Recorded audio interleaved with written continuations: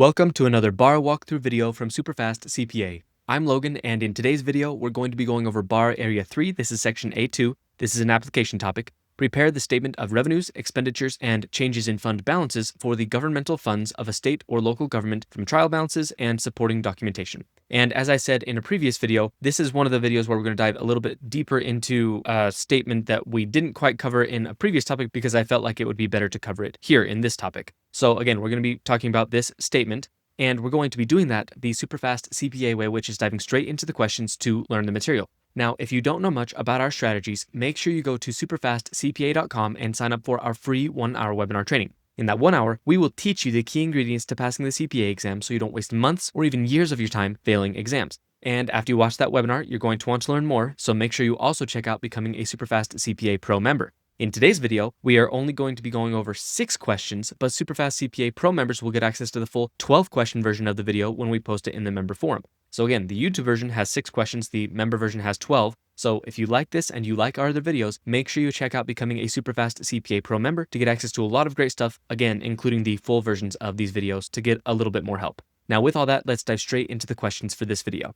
All right, here we are at the first question, and something I always like to point out when it's an option is you want to read the last sentence of a question first. I think I've heard it referred to as the stem of a question. You want to read the last sentence because that will help you understand what the question is about a lot of the time. It will give you that context. So read that, and then you'll know what you're looking for throughout the rest of the question. So let's do that here. What amount should the city report as the change in fund balance for the year? So again, imagine we were at the exam on test day in Prometric or wherever, and you see this change in fund balance. As soon as you see change in fund balance, you know that you're probably dealing with governmental accounting because governmental accounting has funds. So again, that's a good hint as you get into this. A city prepares the statement of revenues, expenditures, and changes in fund balances for its general fund. The following information is provided for the year. Revenues, $8,500,000. Expenditures, $9,200,000. Other financing sources, or OFS, you'll see that a lot throughout the video, by the way, OFS, $1 million. Or other financing uses, and you'll also see that throughout the video, OFU, $300,000. And there weren't any special or extraordinary items. So again, what are they going to report for the change in fund balance for the year? If you have any idea, that's great. If you've never really seen this before, you might not know how to do it, and that's okay too. We're going to dive into the explanation here so that you can see that. All right, here we are. The answer is A, $0. That's going to be the change in the fund balance. So let's go through this to make sure you understand what's happening there. The structure of the statement is built step by step. The excess or deficiency that we are going to calculate, which basically, by the way, is the net income, excess/deficiency of revenues over expenditures. Again, kind of think of that as the net income. So we take the revenue of $8,500,000, subtract the expenditures of $9,200,000, and that gives us negative $700,000, or basically a deficiency. Now we can take the other financing sources and the other financing uses that were also recorded and use those to adjust the amount. So we have the deficiency of revenues over expenditures plus the $1 million of other financing sources, and that makes sense. Source, you're receiving something from a source. And then uses, where you're using something, you're losing it. So you take negative $700,000 plus $1 million less $300,000, and that ends up being $0. So there ends up not being a change in the fund balance. And because there are no special or extraordinary items, again, it just stays $0. This illustrates how subtotals roll through the statement. Revenues and expenditures determine the excess of deficiency. Then the OFS and OFU adjust that amount followed by any special or extraordinary items. And we didn't cover special or extraordinary items in this question, but again, that's kind of the general idea about how to calculate a fund balance, just a very basic idea. Now let's go to the next question. All right, here we are at question 2. Under the modified accrual basis, how much revenue should the city recognize in its general fund for the fiscal year 20x5? Let's go up to the top. A city levies property taxes of $5 million for fiscal year 20x5. By year end, $4,600,000 have been collected, and $200,000 more is expected to be collected within 60 days after year end. The remaining $200,000 is not expected to be collected until several months into the next fiscal year. So again, under the modified accrual basis, how much revenue are they going to recognize? Now, in a previous video where we were talking about the government-wide financial statements, that uses the accrual basis, so it's a little bit different than what we might be doing here for the modified accrual. So think about modified accrual if you know anything about it. Give this a try, and when you're ready, come back. We'll look at the answer together. All right, here we are. The answer is B, $4,800,000. That is the amount of revenue that they're going to recognize. And again, this is based off of the modified accrual basis. So let's go through this. Governmental funds use the modified accrual basis as compared to the government-wide, which again uses the accrual basis, focusing on measurable and available resources. Available typically means collectible within the current period or soon enough thereafter. And usually, very commonly, that's 60 days, which in this case, they are using 60 days of availability period. So they collected $4,600,000. That's obviously recognized. They are expecting to collect $200,000, and because it's modified accrual, they can recognize that. But anything beyond the 60 days, which again is a very common threshold, that is going to be considered deferred inflow, and that's not current revenue, so they're not going to recognize that as revenue right now. So the total revenue recognized for 20X5 is just the $4,600,000 plus the $200,000 equaling $4,800,000. So again, we're kind of seeing different parts of the statement of revenues, expenditures, and changes in fund balance. Now let's go to the next question. All right, here we are at question 3. How should the proceeds be reported in the statement of revenues, expenditures, and changes in fund balances? Let's go up to the top. A city issues $10 million of general obligation bonds to finance the construction of a new library. In the appropriate governmental fund, or which would probably be the capital projects fund, how should the proceeds be reported? So think about this. We did talk a little bit about the capital projects fund in a previous video, but if you haven't seen that one, then you might not really have an idea. So if you want, pause this, think about it, but if not, that's okay. We're going to look at the answer together. All right, here we are. The answer is B, other financing source. And again, we talked a little bit about that in a previous video, so it might have sounded familiar. Governmental funds distinguish between revenues and other financing sources/uses, and again, that's OFS and OFU. Revenues include taxes, unrestricted grants, interest income, and similar inflows. Bond proceeds are other financing sources under modified accrual. Governmental funds don't record long-term liabilities. Proceeds are financing inflows presented below the excess/deficiency line, not revenues. This classification is critical. Bond proceeds equal the other financing source, not revenue.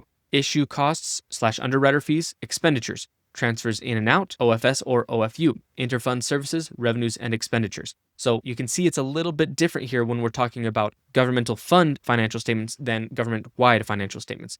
So as you can see here, transfers in and out, OFS, OFU, interfund services, where they're actually providing a service to each other, that's revenues and expenditures. So you can kind of see here how things are treated a little bit differently as we're going through this.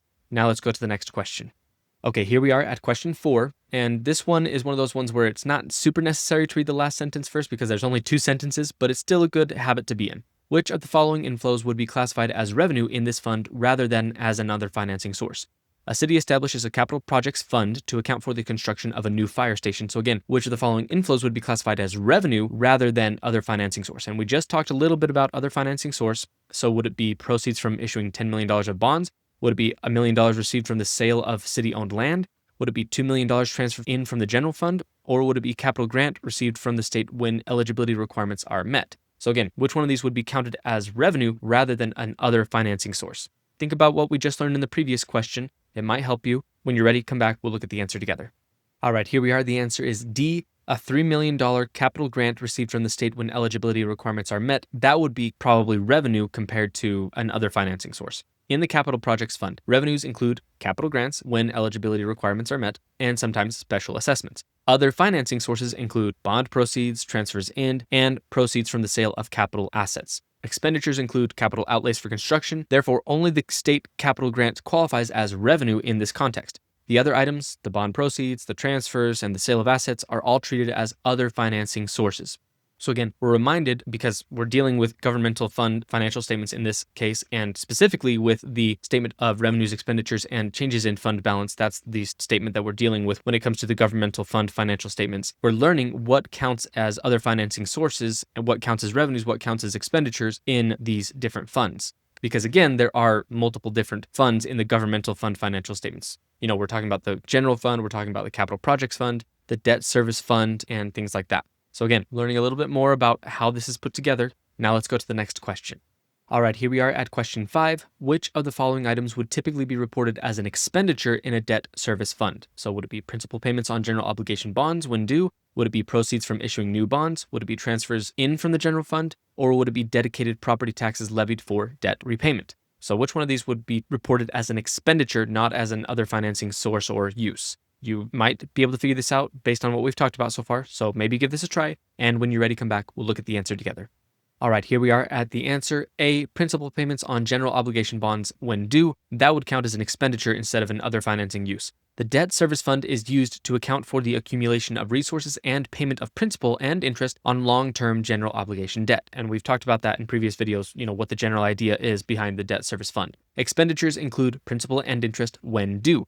Bond issue costs are expenditures in whichever funds that pays them. So that would often be the capital projects fund or the general fund, not revenues or other financing sources. Revenues may include dedicated property taxes or investment income. Other financing sources include bond proceeds and transfers in. Thus, principal payments are expenditures, while the other options are classified differently. So while the dedicated property taxes or investment income aren't counted as other financing sources or uses, they're also not going to be counted as expenditures because it's money coming in, so it's revenues. So again, learning a little bit more. Now let's go to the next question. All right, here we are at question 6. For the statement of revenues, expenditures, and changes in fund balances, which inflow belongs in the general fund? Let's go to the top. A city receives the following inflows: $2 million in unrestricted sales tax revenues, $1,500,000 in property taxes restricted for repayment of bond principal and interest, $800,000 in state grant proceeds restricted for street construction, or $500,000 in retirement contributions for the city's pension plan. So again, for the statement of revenues, expenditures, and changes in fund balances, which is the statement that we're talking about throughout this video, which inflow is going to be in the general fund? Now again, we've talked about some of these things in previous videos, what the general fund is compared to the special revenue fund or the debt service fund or things like that. So again, which one of these is going to be in the general fund? If you have an idea, that's great. If not, we're going to look at the answer to learn together. All right, here we are at the answer. A, item 1 only. That is the only one that's going to be in the general fund. So let's talk through this. The routing rules determine fund placement, and really we're just going to talk about what goes where. General fund is the catch-all for unrestricted resources. So typically if something is unrestricted, a lot of times it's going to be in the general fund. So item 1, which is the sales tax, which is unrestricted, going to go in the general fund. The debt service fund is used when resources are restricted for debt service specifically. So that would make sense. Property taxes for bonds that are restricted for debt, that's going to be in the debt service fund. Capital projects fund is used when resources are restricted for capital outlays. So stuff like item 3, where there's a grant for a street construction. And then the pension trust fund, which by the way, isn't even a governmental fund, it's going to be a fiduciary fund. This is a fiduciary fund for pension resources. So again, item 4, that's going to be retirement contributions, not going to be in the general fund because the general fund is a governmental fund, not a fiduciary fund. So the only one out of these options that's going to be in the general fund is the unrestricted sales tax. And again, something you can kind of remember with the general fund is usually that is where unrestricted resources go. Maybe not 100% of the time, but a lot of the time that's going to be the case. So again, we learned a lot throughout this video about how to classify and where to put things in the statement of revenues, expenditures, and changes in fund balances. And we did a little bit of calculation as well. Now, before we do anything else, let's do one more part of the SuperFast CPA process called pillar topics. Now, the idea behind pillar topics is as you're going through the questions to learn the material in your review course, you will notice the things that keep popping up. You've seen 2 or 3 or maybe even 4 questions trying to teach you about how to calculate what goes into the general fund for the statement of revenues, expenditures, and changes in fund balances. Or questions trying to teach you about calculating the change in fund balance for this exact statement. Whatever the case is, as you're going through the questions, you notice the things that are important because you've seen them multiple times, so you write them out in your own words as pillar topics. And as you're doing this each day, you are building your own personal repository of the most important things you need to know for the exam based on what you learned from the questions, and that way you'll be extra ready on exam day. So let's go ahead and take a look at the pillar topics for this video. All right, here we are at the pillar topics. Let's just dive straight in. Again, this is basically just the key points, the pillar topics that we pulled out from the questions. So first off, how does the statement work? And again, this is the statement of revenues, expenditures, and changes in fund balances. You start with revenues minus expenditures, then you tack on other financing sources and uses. That's how you roll down to the actual change in fund balance. And sometimes there can be special items, but we didn't really talk about that in this video. When does revenue count? You only count revenue if it's both measurable and actually available soon, like within 60 days. That's a common rule. Anything later than that is pushed off as deferred inflow. And again, that's because they are using the modified accrual basis for governmental financial statements. Bond money isn't revenue. When the city issues bonds, that cash shows up as other financing sources, not revenue. It's basically borrowed money, not earned money. And then what is revenue in a capital projects fund? We talked about this. Grants and interest earned are real revenues. Bond proceeds, transfers from other funds, or selling city land all go down as financing sources instead. Now, what goes out of a debt service fund? The debt service fund is all about paying principal and interest when they're due. The inflows to cover that usually come from dedicated taxes or transfers. And then finally, which fund gets the money? That's kind of like the, again, basically trying to decide where stuff goes into which fund. Unrestricted stuff or unrestricted money, however you want to say it, maybe that's too unprofessional, but unrestricted stuff like general sales tax lands in the general fund. If it's locked in for debt service, it goes to the debt service fund. If it's for construction, the capital projects fund. If it's for pensions, the pension trust fund. And again, pensions aren't even underneath the governmental funds. That's a fiduciary fund, which we will talk about in a different video. But again, you kind of get the idea here. Pay attention to what the money's being used for or why it's coming in, and that will a lot of times inform you what fund it's going to go to. So with that, we've covered everything we needed to cover for the first 6 questions. And remember, for the YouTube version, which is what we're doing right now, we're only doing those 6 questions and the pillar topics. But if you want to get more, deeper understanding or get more questions, you can become a Superfast CPA Pro member, and they get access to the full 12-question version of this video.